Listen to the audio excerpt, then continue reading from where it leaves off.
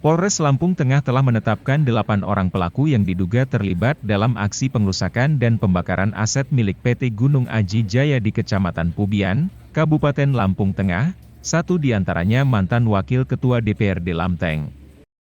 Sedangkan 3 orang lainnya dilimpahkan ke Sat Narkoba Polres Lampung Tengah, karena urinenya positif mengandung amfetamine dan kepemilikan sabu-sabu.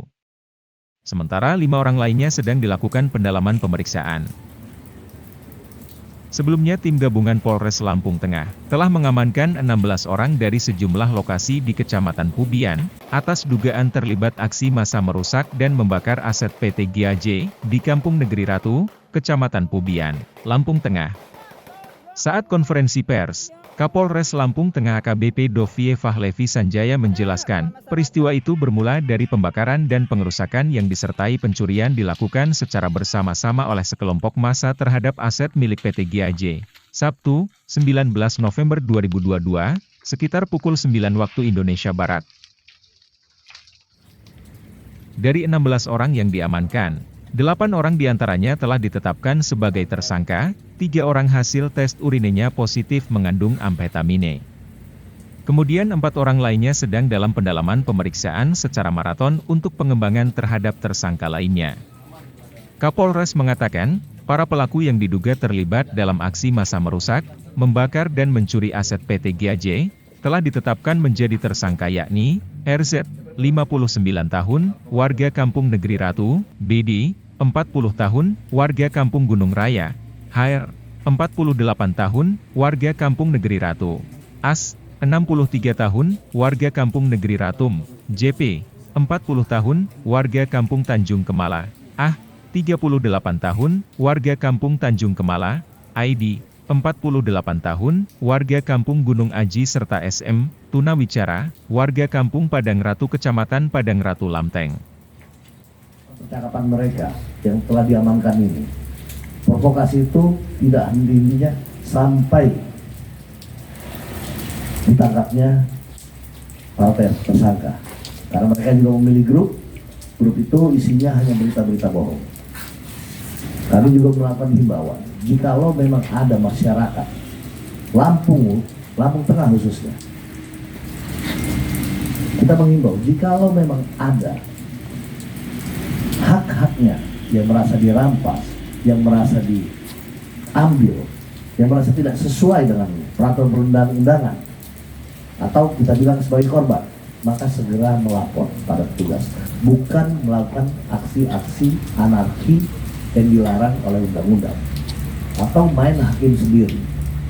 Dan di sini hari ini, mulai dari kemarin, para tokoh adat, tokoh-tokoh di tingkat desa sudah bersinergi dengan pihak polisian, baik itu melalui sarana pengeras suara ataupun door to door, saling menyampaikan bahwa jangan punya rasa khawatir, karena kehadiran polisi untuk menjamin keamanan dan ketertiban. Kita dia bilang DPU kalau kita sudah selesai melakukan upaya maksimal. Upaya ini masih dilaksanakan sampai dengan hari ini. Dan besok dan selanjutnya kita akan terus buru yang bersangkutan. Dilakukan penyerangan oleh sekelompok massa yang jumlahnya kurang lebih dari 100 orang. Dan saat itu petugas melakukan penangkapan.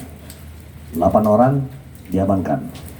Dan dari 8 orang tersebut 2 positif narkoba. Dan selanjutnya pada hari Rabu tanggal 23 November tahun 2022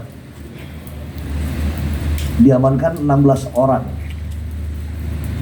dan 11 orang ditetapkan menjadi tersangka.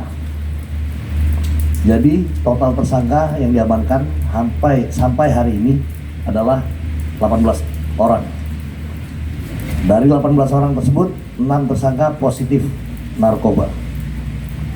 Untuk barang bukti yang seperti rekan-rekan lihat di sini ada, kita amankan